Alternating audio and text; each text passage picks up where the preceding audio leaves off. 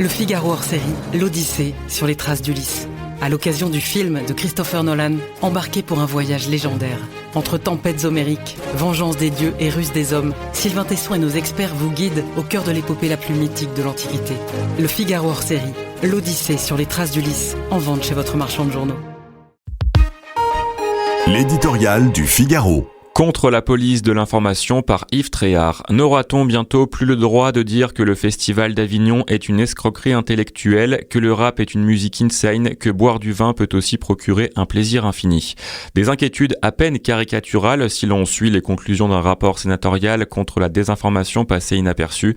Dans une étrange formulation dont on a du mal à trouver l'exacte définition juridique, il y serait question de prémunir notre pays contre des ingérences intérieures, comme on le fait contre des attaques venant de puissances étrangères. C'est là jouer avec le feu. Au lieu de protéger le débat public, va-t-on le museler? Au nom de la lutte contre les fausses informations, la France se dirigerait-elle vers la création d'une police de la pensée unique? Des opposants politiques et des médias qui ne sont pas dans la ligne officielle risqueraient-ils d'être poursuivis pour délit d'opinion sous prétexte de combattre des dérives? Les beaux esprits qui chantaient jadis qu'il était interdit d'interdire voudraient-ils tuer la liberté d'expression? Avec le numérique et la multiplication des canaux où sont divulgués les contenus les plus divers, le personnel politique a l'obsession de vouloir mettre en place un organisme de contrôle. Depuis son arrivée à l'Élysée, Emmanuel Macron a aussi exprimé plusieurs fois cette tentation liberticide.